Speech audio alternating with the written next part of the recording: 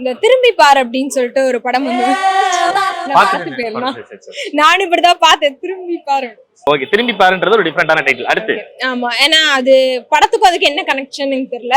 அடுத்து நம்ம ஆர்ஜி பாலாஜியோட சொர்க்கவாசல், அது ஃபர்ஸ்ட் கேக்குறப்போ சொர்க்கவாசல், ஓ ஃபேண்டசியான ஃபிலிம் போல சொர்க்கத்துக்கே போய்டுவாங்க அப்படி நினைச்சீங்களா? சொர்க்கவாசல்னு பார்த்தா ஜெயில்ல நடக்கிற ஃபிலிம் அந்த மாதிரி இருந்துச்சு. அப்புறம் இன்னொன்னு பேப்பர்ல ஒரு விஷயம் பார்த்தோம், யோக்கியமானா சொம்ப தூக்கி உள்ளவை அப்படின்னு. யோகியமானா சொம்ப தூக்கி வெல்லுவை, என்னடா டைட்டில் இது இப்படி இல்லாம வைக்கிறாங்க? என்ன படமா அது? தமிழ் படம் தானா? நான் தமிழ் படம் தான், பட் புது முகங்கள் போல. டைட்டில் கேட்டா உங்களுக்கு என்ன ஃபீல் ஆகுது? யோகியமானா என்ன புரியலையே, இப்படி எல்லாம் இது ரொம்ப வித்தியாசமா. சொம்ப தூக்கி உள்ளவை கிரியேட்டிவிட்டியை படத்துல வைக்கிறாங்களே, ஃபர்ஸ்ட் டைட்டிலே வச்சிட்டாங்க. டைட்டில் பார்த்தோனே நமக்கு தோணுது இல்ல, என்னடா டைட்டில் இது அப்படின்னு சொல்லிட்டு. மோஸ்ட்லி இப்ப நிறைய படங்கள் அந்த மாதிரி தான். தியேட்டருக்கு போய் எப்படி டிக்கெட் கேட்பீங்க அந்த படத்துக்குலாம்? யோகியமானா சொம்ப தூக்கி உள்ளவை 2 டிக்கெட் கொடுங்கண்ணா அப்படி கேட்கணும். சரி ஓகே.